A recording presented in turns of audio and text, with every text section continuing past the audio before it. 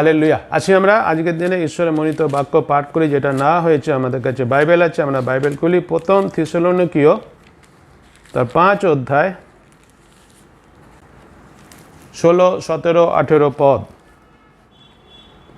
আসি আমরা একসাথে পাঠ করি। সতত আনন্দ করো, অবিরত প্রার্থনা করো, সর্ববিষয়ে ধন্যবাদ করো, কারণ খ্রিস্ট যিশুতে ইহাই তোমাদের উদ্দেশ্যে ঈশ্বরের ইচ্ছা। আমেন। ঈশ্বর তার আপন পবিত্র বাক্যে আশীর্বাদ করুন। প্রার্থনা করি, প্রভু যিশু তোমাকে ধন্যবাদ দিই সুন্দর বাক্যের জন্য। আমাকে তুমি অনুগ্রহ করো, তোমার হাত আমাকে স্পর্শ করো, পবিত্র আত্মার মাধ্যমে তোমার বাক্যের ব্যাখ্যা আমাকে দিয়ে করিয়ে নাও, এবং আমি এবং যত শ্রোতা আমরা আছি আমাদের সবাইকে তোমার এই বাক্যের অর্থ বুঝতে সাহায্য করো, বিশ্বাস করতে সাহায্য করো, সর্বোপরি বাক্যের যেন বাধ্য হতে পারি আর তোমার যেন আশীর্বাদ পাই, সে অনুগ্রহ তুমি করো। সকল ধন্যবাদ, মহিমা, গৌরব, প্রশংসা তোমাকে দিয়ে ধন্যবাদ সহকারে প্রার্থনা যিশুর নামে চাই। আমেন। হালেলুয়া। একটা বার সবাইকে বলি জয় যিশু। যে অংশটা আমরা এখানে পড়েছি এবং যেটা নিয়ে আলোচনা করবো, 18 পদে যে কথাটা লেখা আছে যে সর্ববিষয়ে ধন্যবাদ করো, কারণ খ্রিস্ট যিশুতে ইহাই তোমাদের উদ্দেশ্যে ঈশ্বরের ইচ্ছা। ঈশ্বরের ইচ্ছা, আজকে সেই বিষয়টাকে নিয়ে আমরা আলোচনা করে আসি। এবং ঈশ্বরের ইচ্ছাটা কি এখানে আমরা দেখতে পাচ্ছি। ঈশ্বরের ইচ্ছা এখানে বলা হয়েছে যে সর্ববিষয়, এখানে বলছে সর্ববিষয়ে ধন্যবাদ করো। এটা হচ্ছে ঈশ্বরের ইচ্ছা আমাদের জীবনে। ধন্যবাদ দেওয়া সবসময় সহজ হয় না, কিন্তু ঈশ্বরের বাক্য আজকে আমাদের বলেছে বিশ্বাসী হিসাবে আমাদের জীবনে ঈশ্বরের ইচ্ছা এটাই যেন আমরা সব সময় কি করি, সব বিষয়ে ঈশ্বরের ধন্যবাদ করি। এবং সেই জন্য ঈশ্বরের ইচ্ছা সম্পাদন করার জন্য আমাদের সবসময় কঠিন বিষয় হলেও আমাদের সবসময় কি করতে হবে, ঈশ্বরকে ধন্যবাদ দিতে হবে, ঈশ্বরকে ধন্যবাদ জানাতে হবে। কেননা ঈশ্বরকে ধন্যবাদ দিলে কি হয়, আমরা তো সেই এই যে আমরা যে জগতে আমরা বাস করছি, আমাদের বিরোধী পক্ষ আছে, আমাদের শত্রু আছে। এই ধন্যবাদ দেওয়ার মাধ্যমে কি হয়, আমরা ঈশ্বরের কাছ থেকে একটা মহান শক্তি পাই, যে শক্তি আমাদের সাহায্য করে এই যে সমস্ত শত্রু আমাদের আছে, এই শত্রুকে প্রতিরোধ করতে। এবং তার মাধ্যমে আরেকটা যে বিষয় আমাদের হয়, ঈশ্বরকে ধন্যবাদ দেওয়ার মাধ্যমে আমাদের হৃদয়ে আনন্দ থাকে, যেহেতু আমরা কি করতে পারছি, আমরা এই শত্রুকে আমরা প্রতিরোধ করতে পারছি, যে প্রতিরোধ করার শক্তি আমরা পাচ্ছি ঈশ্বরের কাছ থেকে। তার জন্য আমাদের মধ্যে কি থাকে, আমাদের মধ্যে আনন্দ থাকে। সেই জন্য বিশ্বাসী হিসাবে যখন আমরা ঈশ্বরের প্রশংসা করি, এবং এখানে বলছে যে সর্ববিষয়ে অর্থাৎ সর্ববিষয় বলতে অত্যন্ত কঠিন পরিস্থিতির মধ্যে থাকা সত্ত্বেও, হ্যাঁ, যখন আমরা ভালো অবস্থার মধ্যে আছি, ভালোভাবে সমস্ত কিছু চলছে, তখন তো ধন্যবাদ দিতে অত আমাদের কঠিন লাগে না, নিশ্চয়ই কঠিন না হয়তো, তবু আমরা সেই সময় ধন্যবাদ দিই না। কিন্তু যখন আমরা কঠিন পরিস্থিতির মধ্যে পড়েছি, তা সত্ত্বেও যখন আমরা ঈশ্বরকে ধন্যবাদ দিই, তখন কি হয়, তখন শত্রু আমাদের সঙ্গে একটা বড় যুদ্ধে হেরে যায়। হ্যাঁ, ধন্যবাদ, কঠিন পরিস্থিতির মধ্যে পড়েছি, কঠিন পরিস্থিতির মধ্যে পড়া সত্ত্বেও ঈশ্বরকে যখন ধন্যবাদ দিচ্ছি, তখন কি করছি আমরা, শত্রু আমাদের বিরুদ্ধে যে একটা যুদ্ধ করছে, সেই যুদ্ধে শত্রু কি হয়ে যায়, শত্রু হেরে যায়। কঠিন পরিস্থিতির মধ্যেও যখন আমরা ঈশ্বরকে ধন্যবাদ দিই, তখন আমরা ঈশ্বরের হৃদয়কে আনন্দিত করি। হ্যাঁ, কঠিন অবস্থার মধ্যে আছি, তথাপি যখন আমি ঈশ্বরকে ধন্যবাদ দিচ্ছি, তখন কি হচ্ছে, ঈশ্বরের হৃদয়ে আনন্দ হয়। ঈশ্বরকে আমরা কি করে থাকি, ঈশ্বরকে আমরা আনন্দ দিয়ে থাকি। ঈশ্বর সেইরূপ বিশ্বাসীদের খুঁজছেন। কিরূপ বিশ্বাসী? সেইরূপ বিশ্বাসী যাদের জীবন ঈশ্বরের ধন্যবাদ ও প্রশংসা করছে। আমেন। সেইরূপ বিশ্বাসী যাদের জীবন ঈশ্বরের ধন্যবাদ প্রশংসা করছে সর্ববিষয়, এমনকি কঠিন অবস্থার মধ্যে থাকা সত্ত্বেও। কারণটা কি?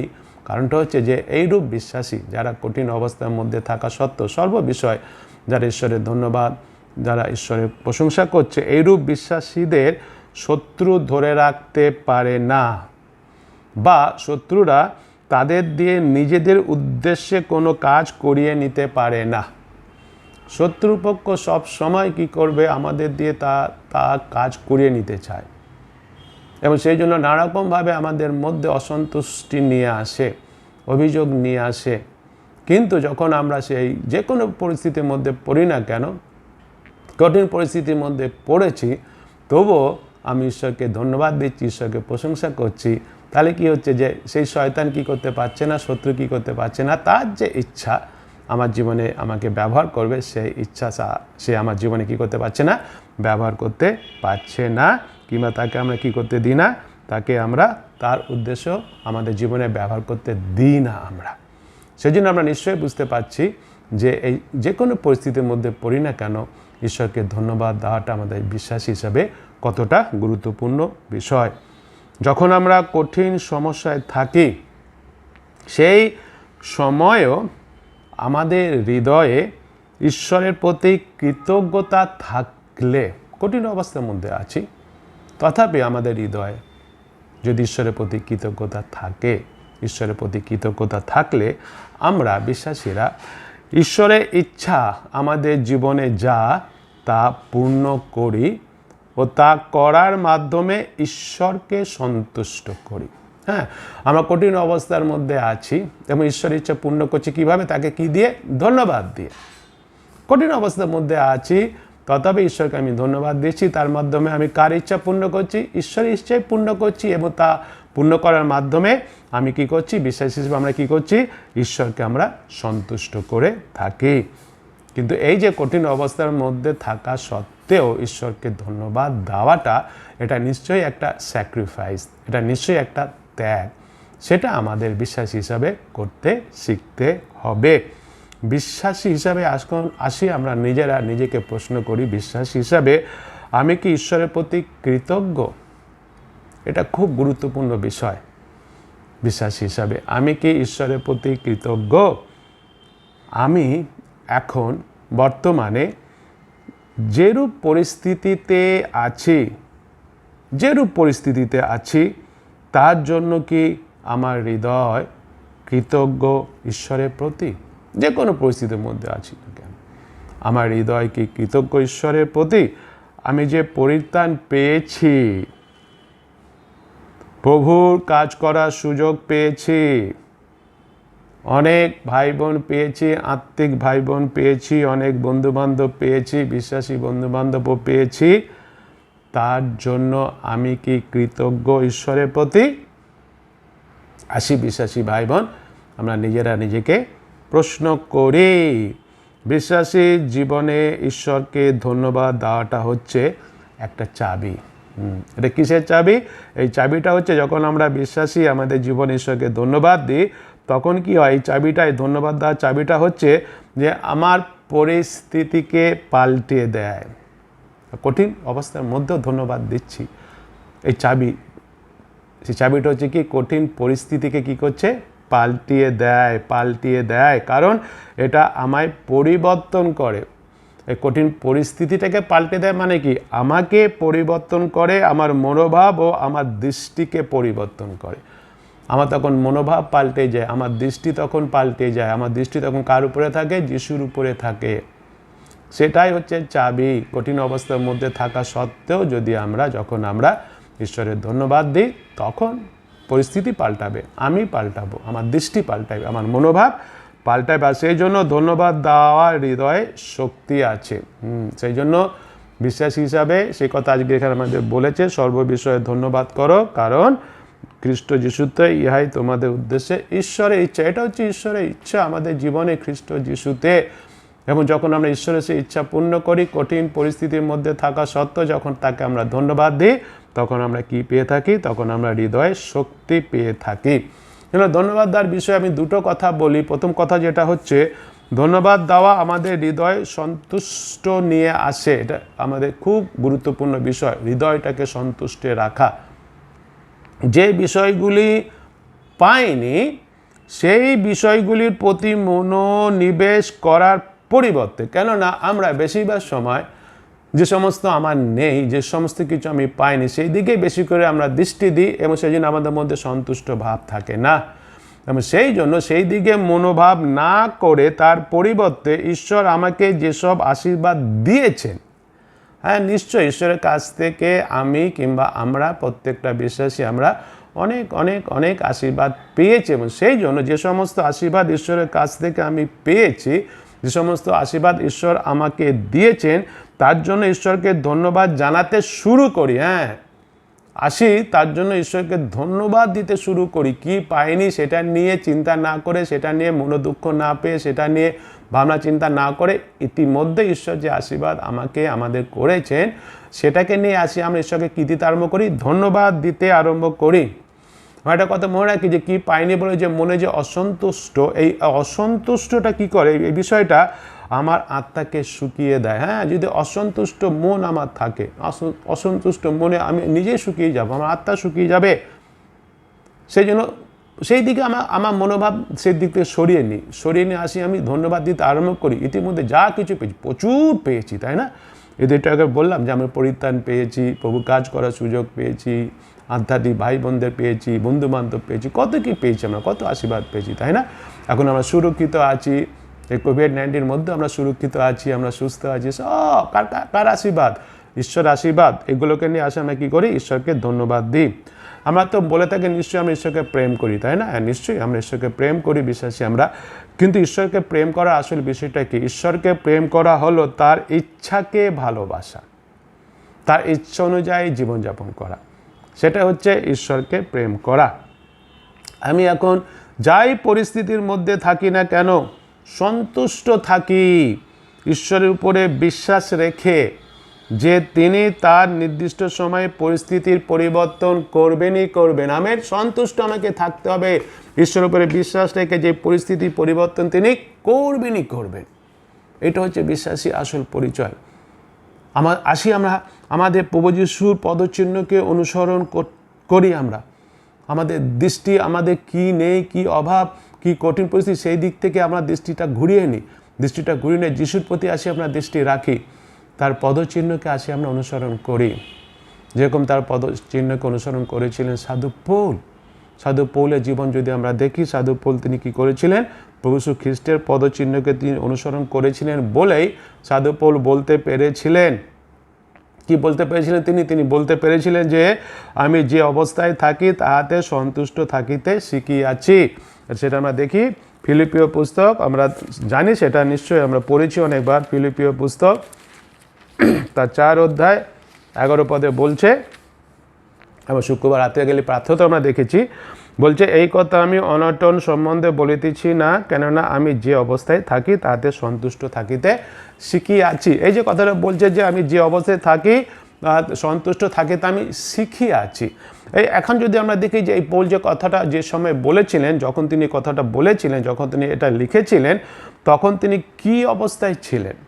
তিনি জেলখানায় বন্দি অবস্থায় ছিলেন, তাই না? আমরা জানি তিনি জেলখানায় বন্দি অবস্থায় ছিলেন, কিন্তু তিনি বলছেন যে তথাপি আমি শিখিয়াছি সন্তুষ্ট থাকতে। এই যে শিখিয়াছি, এই শিক্ষাটা কিন্তু খুব সহজ বিষয় নয়, যে কঠিন পরিস্থিতির মধ্যে থাকা সত্ত্বেও সন্তুষ্ট থাকা যে শিক্ষা, এই শিক্ষাটা কিন্তু নিশ্চয়ই খুব একটা সহজ শিক্ষা নয়, সহজ বিষয় নয়। কিন্তু কি হয়, এইটা যদি আমরা শিখি যে কোনো পরিস্থিতির মধ্যে থাকি না কেন, বিশেষ করে কঠিন পরিস্থিতির মধ্যে যখন থাকি আমরা, তথাপি যদি আমরা সন্তুষ্ট থাকি, মানে কি, ঈশ্বরকে যদি আমরা ধন্যবাদ দিই, তার প্রশংসা করি, তাহলে তাতে কিন্তু দুর্দান্ত লাভ আছে, অনেক উপকার আছে আমাদের জীবনে।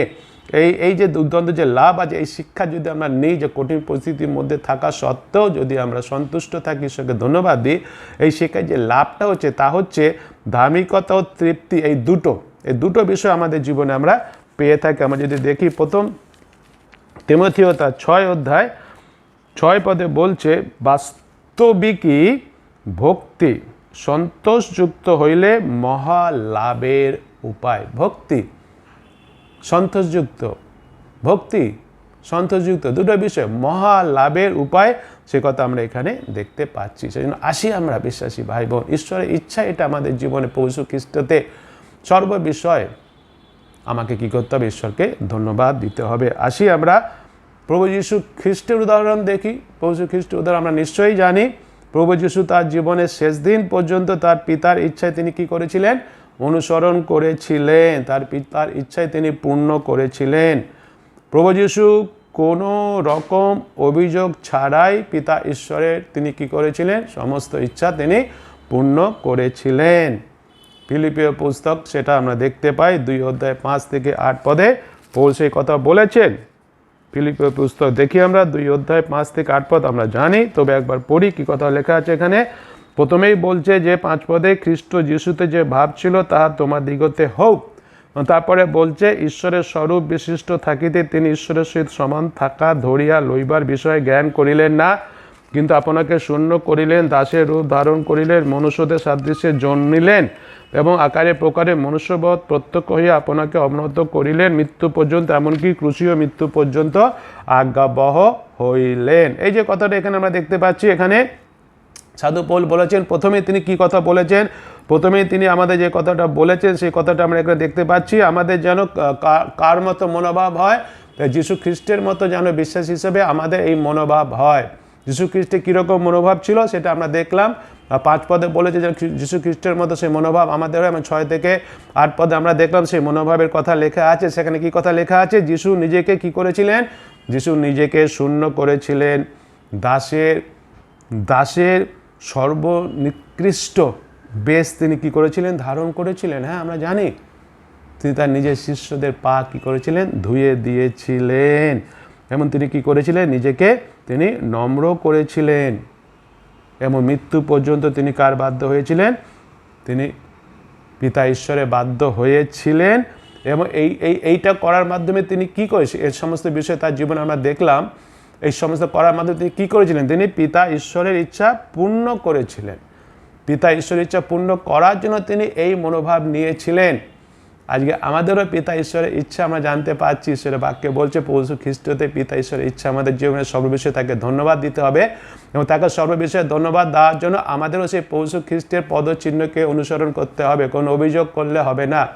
অনেক সময় আমরা কি আর করা যাবে, কঠিন পরিস্থিতির মধ্যে পড়েছি, তবুও ধন্যবাদ দিতে হবে বলেছে, আর কি করা যাবে, ধন্যবাদ দিই, কিন্তু আমি সন্তুষ্ট মনে তাকে ধন্যবাদ দিচ্ছি না। এই ধন্যবাদ তার মধ্যে তার প্রতি আমার ভালোবাসা নেই, তার প্রতি আমার প্রেম নেই, কিন্তু এই ধন্যবাদের মধ্যে একটা অভিযোগ রয়েছে, কিন্তু যীশু খ্রিস্টের মধ্যে সেটা ছিল না, সাধু পৌলের মধ্যে সেটা ছিল না।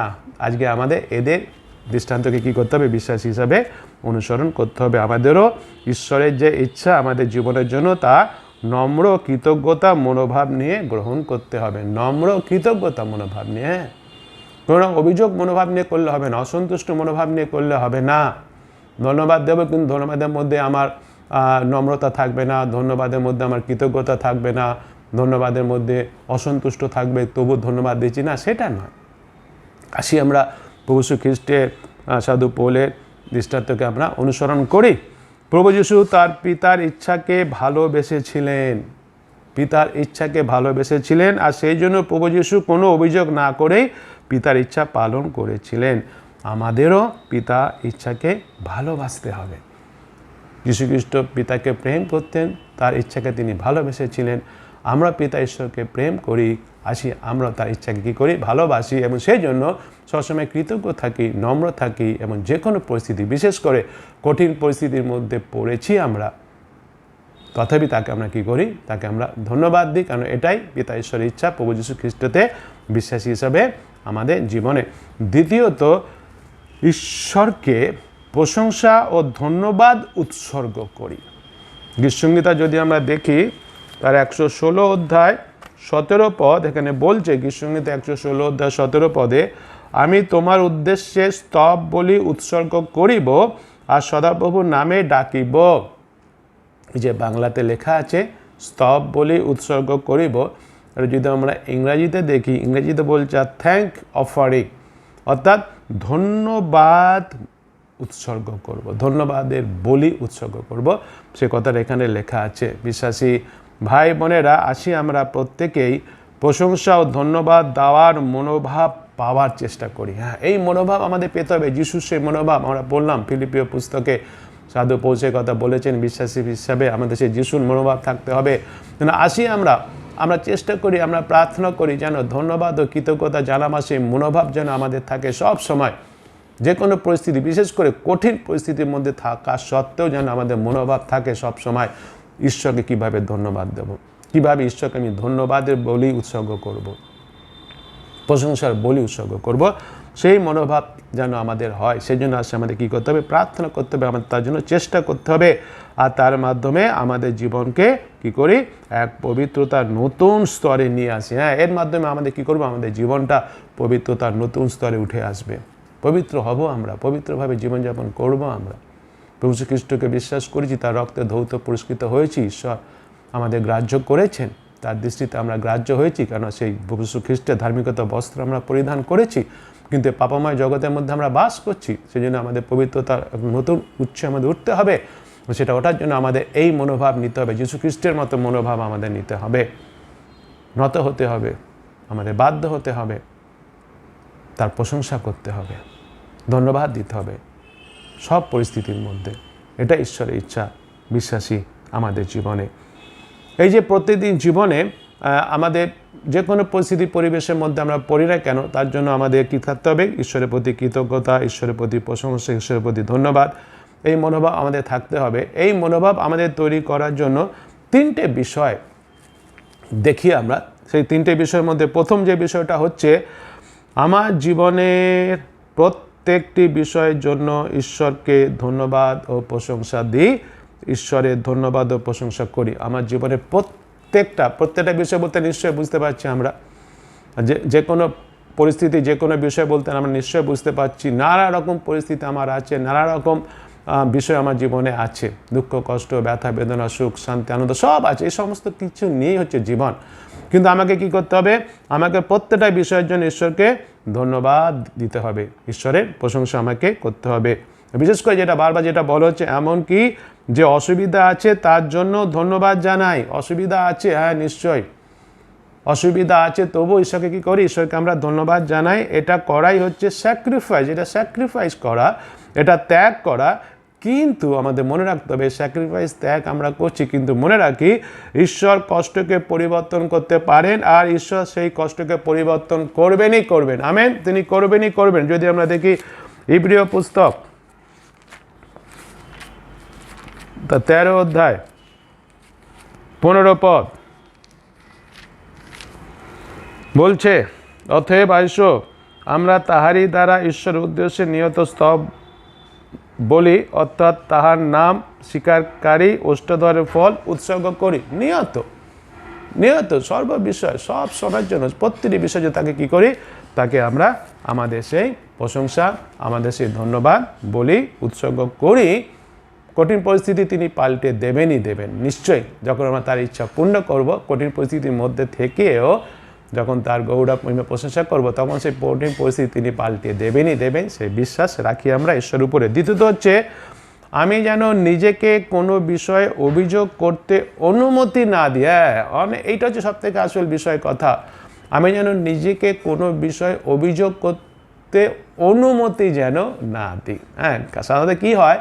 অভিযোগ করাটা আমাদের একদম স্বভাবে দাঁড়িয়ে গেছে। অভিযোগ, সর্ব বিষয়ে খালি অভিযোগ করি আমরা। বিশেষ করে যখন কঠিন সময়ের মধ্যে পড়ি, আমরা সঙ্গে সঙ্গে অভিযোগ করতে আরম্ভ করি। এবং সেই জন্য কঠিন সময়, বিশেষ করে কঠিন সময় আমার জিভকে খুবই সাবধানে রাখি, কারণ এই কঠিন সময় আমার জিভ থেকে খালি এই অভিযোগের কথাই বেরিয়ে আসবে। কিন্তু কঠিন সময়ের মধ্যেও আমি শুনলাম ঈশ্বরের বাক্যে, আজকে আমাকে কী করতে হবে? তাকে ধন্যবাদ দিতে হবে, তাকে কৃতজ্ঞতা জানাতে হবে। এটা হচ্ছে ঈশ্বরের ইচ্ছা প্রভু খ্রিস্টতে আমার জীবনে। এবং সেই জন্য আমাকে খুব সতর্ক থাকতে হবে, আমি যেন কখনো আমি নিজেকে অনুমতি দেব না আমার জিভ থেকে কোনো অভিযোগ বার করতে। আমি অনুমতি দেব না, বিশ্বাস হিসেবে দিতে পারি না। সেই জন্য কঠিন অবস্থার মধ্যে যখন পড়েছি আমি, আমার জিভটা কী করতে হবে? খুব সাবধানে ব্যবহার করতে হবে। আর অভিযোগ করার পরিবর্তে আমি কিভাবে ঈশ্বরকে ধন্যবাদ দেওয়ার বলি উৎসর্গ করতে পারি, সেই বিষয়গুলিকে নিয়ে কী করি? সেই বিষয়গুলিকে নিয়ে আমি চিন্তা করি। অভিযোগ করব না, কিন্তু আমি কিভাবে ঈশ্বরকে সে ধন্যবাদের বলি উৎসর্গ করব, সেই বিষয়গুলি সম্পর্কে চিন্তা করতে হবে আমাকে। এবং চিন্তা করে কী করতে হবে? সেই বিষয়গুলিকে নিয়ে ঈশ্বরের উদ্দেশ্যে কী করতে হবে? সে ধন্যবাদের বলি উৎসর্গ করি আসি আমরা প্রতিদিন জীবনে, যে কোনো পরিস্থিতি পরিবেশের মধ্যে পড়ি না কেন, এটা আমরা মনে রাখি। এবং তৃতীয়ত হচ্ছে, নিজেকে অন্যের সঙ্গে তুলনা করা বন্ধ করি। এটা হচ্ছে খুব গুরুত্বপূর্ণ বিষয়। অনেক সময় নিজেকে অন্যদের সাথে তুলনা করি এবং অন্যরা কত কি উন্নতি করেছে, কত কি বড়, সে কথা চিন্তা করে নিজের মনের মধ্যে আমি কী হই? অসন্তুষ্ট হই। সেই জন্য নিজেকে অন্যের সঙ্গে তুলনা করা বন্ধ করি এবং এই আশা করব না আমার জীবনটা অন্যরকম হতে পারত। হয়তো অন্যকে দেখে আমি মনে মনে চিন্তা করি যে ও আমার জীবনটা তো অন্যরকম হতে পারতো, ওর জীবনটা কত উন্নতি হয়ে গেছে, আজকে আমার জীবনটা এরকম, আমার জীবনটা তো যদি এরকম হতো। নিজের সাথে অন্যের তুলনা যেন কখনো এটা না করি, কারণ জানি ঈশ্বর জানেন কোনটা সব থেকে ভালো আমার জীবনে, আমাদের জীবন। আমেন। হ্যাঁ, ঈশ্বর জানেন। ঈশ্বরকে ধন্যবাদ দিই যেরকম অবস্থা আমি আছি, যে জীবন আমি আছি, ঈশ্বরকে ধন্যবাদ দিই। অন্যকে যাকে দেখছি কম্পেয়ার না করে তার জন্য ঈশ্বরকে ধন্যবাদ দিই। ধন্যবাদ, ঈশ্বর সব জানেন। এবং সেটাই হচ্ছে আজকের বাক্যে যেটা আমরা দেখেছি, পড়লাম আমরা, সর্ববিষয়ে ঈশ্বরকে কী করতে হবে? ধন্যবাদ দিতে হবে। এটাই ঈশ্বরের ইচ্ছা প্রভু যীশু খ্রিস্টতে আমাদের জীবনে, সেটা বারবার আমরা শুনছি, আজকের বাক্যে আমরা সেটাই দেখতে পেয়েছি। সর্ববিষয়ে ধন্যবাদের হৃদয় যেন আমার হয়, কেননা এটা যীশু খ্রিস্টতে ঈশ্বরের ইচ্ছা আমার জীবনে বিশ্বাসী হিসাবে, আমাদের জীবনে বিশ্বাসী হিসাবে। এটাই ঈশ্বরের ইচ্ছা। আমি ঈশ্বরকে প্রেম করি যদি, তাহলে আমি ঈশ্বরের ইচ্ছাকে কী করবো? ভালোবাসবো। ঈশ্বরের ইচ্ছাকে যিশু ভালোবেসেছিলেন, কারণ তিনি ঈশ্বরকে প্রেম করেন। পৌল যিশুকে প্রেম করতেন, সেই জন্য পৌল যিশুর ইচ্ছাকে তিনি অনুসরণ করেছিলেন, যিশুর পদক্ষেপে তিনি অনুসরণ করেছিলেন। যখন আমরা অন্যদের সাথে নিজেকে তুলনা করার থেকেও আমাদের যা আছে তার জন্য ঈশ্বরকে ধন্যবাদ জানাতে শুরু করি, খুব গুরুত্বপূর্ণ বিষয়। কি বললাম? যে যখন আমরা অন্যদের সাথে নিজেকে তুলনা করার থেকেও আমাদের যা আছে তার জন্য ঈশ্বরকে ধন্যবাদ দেওয়া শুরু করি, তখন ঈশ্বরের আশীর্বাদ পাওয়ার জন্য তার আশীর্বাদের দরজা খুলে যায়। হালেলুয়া। হ্যাঁ, অর্থাৎ যখনই আমরা অন্য কোনো দিকে তাকাবো না, অন্য কারোর দিকে তাকাবো না, আমার যা আছে তাতে সন্তুষ্ট থেকে ঈশ্বরকে যখনই ধন্যবাদ দিতে আরম্ভ করব, তখন ঈশ্বর কী করবেন? ঈশ্বর তার আশীর্বাদের দরজা আমাদের জন্য খুলে দেবেন এবং তার আশীর্বাদ আমাদের জীবনে উপচিয়া পড়বে। আমেন। সেই জন্য ঈশ্বর ইচ্ছা এটা, তাকে আমরা ধন্যবাদ দিই। কারণটা কি? কারণ তিনি আমাদের আশীর্বাদ করতে চান, কিন্তু আমাদেরও কী করতে হবে? আমাদেরও তার ইচ্ছা পূর্ণ করতে হবে। কেননা এটা ঈশ্বরের ইচ্ছা যেন আমরা সর্ববিষয়ে যীশু খ্রিস্টতে তার ধন্যবাদ করি। যখন করি তখন তার হৃদয় আনন্দে ভরে যায়। হ্যাঁ, যখন আমরা সেই ঈশ্বরের ইচ্ছা পূর্ণ করি, অর্থাৎ কঠিন পরিস্থিতির মধ্যে, সর্ববিষয়ের মধ্যে তাকে যখন ধন্যবাদ করি, তখন নিশ্চয়ই ঈশ্বরের সে আমাদের পিতার হৃদয় কী হবে? সেই পিতার হৃদয় আনন্দে ভরে যায়, আর তিনি দরজা খুলে আনন্দে তার আশীর্বাদ আমাদের জীবনে ভরিয়ে দেন। আমেন। হ্যাঁ, যখন সেই ঈশ্বরের হৃদয় আনন্দে ভরে গেল, যখন তাকে আমরা ধন্যবাদ দিচ্ছি, তার প্রতি কৃতজ্ঞতা জানাচ্ছি, তখন ঈশ্বরের হৃদয় আনন্দে ভরে যায় এবং তিনি আনন্দ সহকারে তার সে আশীর্বাদের দরজা তিনি খুলে দেন, আনন্দ সহকারে। এবং সে আশীর্বাদের দরজা যখন তিনি খুলে দেন, তখন কি হয়? তার সে আশীর্বাদ আমাদের জীবনে কি দেয়? ভরিয়ে দেয়। তার আশীর্বাদ আমাদের জীবনে ভরে যায়, আর তার আনন্দে আমাদের হৃদয়ও আনন্দে ভরে যায়। হ্যাঁ, তার যে আনন্দ হৃদয় ঈশ্বরের, সে আনন্দে আমাদের হৃদয় কি হয়? আমাদের হৃদয় আনন্দে ভরে যায়। বিশ্বাসী ভাই বোন, টাকা পয়সা, ধন সম্পত্তি, গাড়ি বাড়ি থাকা ভালো, কিন্তু ওইসব বিষয় থাকা সত্ত্বেও যদি হৃদয়ে আনন্দ শান্তি না থাকে, তাহলে ওর কোনো মূল্য নাই। আনন্দ শান্তি যদি হৃদয়ে না থাকে, ওর কোনো মূল্য নাই। নিশ্চয়ই এগুলো যেগুলো বললাম, সেগুলোর মূল্য থাকবে তখনই, সেগুলো দরকার আছে নিশ্চয়ই, কিন্তু সেগুলোর মূল্য থাকবে তখনই, সেগুলোর সাথে সাথে যখন আমাদের হৃদয়ে কী থাকবে? আনন্দ থাকবে, আমাদের হৃদয়ে যখন শান্তি থাকবে। চিন্তা করে দেখি যে টাকা পয়সা, গাড়ি বাড়ি, ধন সম্পত্তি সবই আছে, কিন্তু মনে আনন্দ নেই, মনে শান্তি নেই, তাহলে ওগুলো কোনো মূল্য আছে? ওগুলো কোনো মূল্য নেই। সেই জন্য বিশ্বাসী ভাই বোন, ঈশ্বরের ইচ্ছা পূর্ণ করার মাধ্যমেই আমরা ঈশ্বরের হৃদয়কে আনন্দিত করি, ও যার ফলস্বরূপ অর্থাৎ আমাদের জীবনে সব প্রয়োজন পাই ঈশ্বরের কাছ থেকে। আমেন। হ্যাঁ, ঈশ্বর আমাদের আনন্দ সহকারে দিয়ে থাকেন ও তার আনন্দ ও শান্তিতে আমাদের হৃদয় ভরিয়ে দেন। এই সমস্ত বিষয় আমাদের জীবনে তখনই পাই যখন আমরা কার ইচ্ছা পূর্ণ করি? ঈশ্বরের ইচ্ছা পূর্ণ করি। আজকের বাক্যে ঈশ্বরের ইচ্ছা আমরা কি দেখলাম? আজকের বাক্যে ঈশ্বরের ইচ্ছা হচ্ছে সর্ববিষয় যেন কি করি? ঈশ্বরের ধন্যবাদ করি। এই ধন্যবাদ করা আমাদের শিখতে হবে, ধন্যবাদ দেওয়া আমাদের শিখতে হবে। আসি আমরা বিশ্বাসী ভাই বোন, ধন্যবাদ দিতে শিখি। অনেক সময় আমরা ধন্যবাদ দিই না। ধন্যবাদ দিই কারণ আমি পেয়েছি, এটা তো পাওয়ার যোগ্য, এটা তো পাবো তো আমি, এটা তো আমাকে পেতে হবে, এতে আবার ধন্যবাদ দেওয়ার কী আছে? না, আসি আমরা ধন্যবাদ দিতে শিখি, কঠিন পরিস্থিতির মধ্যে ধন্যবাদ দিতে শিখি, সেই মনোভাব তৈরি করি। আসি আমরা যা আছে তার জন্য ঈশ্বরকে ধন্যবাদ দিই, যা আছে তাতে আমরা সন্তুষ্ট থাকি।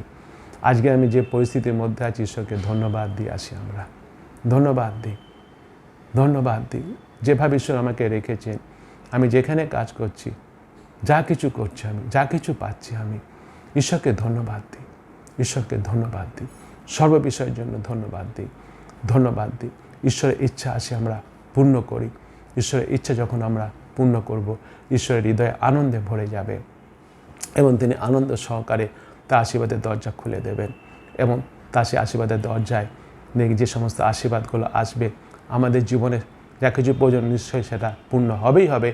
আসল যে বিষয়টা হচ্ছে আমাদের হৃদয়ে তার আনন্দ, তার শান্তি উপচিয়া পড়বেই পড়বে। ঈশ্বর আমাদের প্রত্যেককে সেভাবেই আশীর্বাদ করুন। আমেন। প্রার্থনা করি, প্রভু যিশু তোমাকে ধন্যবাদ দিই সুন্দর বাক্যের জন্য। তোমার বাক্য অনুসারে আমাদের জীবনযাপন করতে শেখাও। তুমি ঠিক সেইভাবেই জীবনযাপন করেছিলে। তুমি আনন্দ সহকারে, কোনো অভিযোগ না করে, সন্তুষ্ট হৃদয় তুমি পিতা ঈশ্বরের ইচ্ছা তোমার জীবনে তুমি পূর্ণ করেছিলে। সেদিন তুমি নিজেকে শূন্য করেছিলে, নত করেছিলে, দাসের বেশ ধারণ করেছিলে প্রভু। বাধ্য হয়েছিলে ক্রুশে মৃত্যু পর্যন্ত ঈশ্বরের ইচ্ছা পূর্ণ করেছিলে তুমি। আমাদের তুমি আশীর্বাদ করো, কেন তোমার বাক্যে আজকে তুমি আমাদের বলেছ আমাদের জীবনেও পিতা ঈশ্বরের ইচ্ছা যেন আমরা সবসময় তাকে ধন্যবাদ করি। যে কোনো পরিস্থিতি পরিবেশের মধ্যে থাকিনি কেন তাকে ধন্যবাদ করি। তুমি আমাদের ধন্যবাদ দিতে শেখাও প্রভু। স্বীকার করি আমরা অনেকটা সময় অকৃতজ্ঞ থাকি প্রভু। আমাদের মধ্যে অকৃতজ্ঞতা রয়েছে প্রভু। আমরা ধন্যবাদ দিতে চাই না প্রভু, ধন্যবাদ দিই না আমরা। তুমি আমাদের ক্ষমা করো, আমাদের পরিবর্তন করো, যেন এবার থেকে আমাদের জীবনটা ধন্যবাদকারী জীবন হতে পারে, প্রশংসাকারী জীবন হতে পারে তোমার জন্য প্রভু। সে আশীর্বাদ তুমি করো। সকল ধন্যবাদ, মহিমা, গৌরব, প্রশংসা তোমাকে দিয়ে ধন্যবাদ সহকারে এই প্রার্থনা যিশুর নামে চাই। আমেন।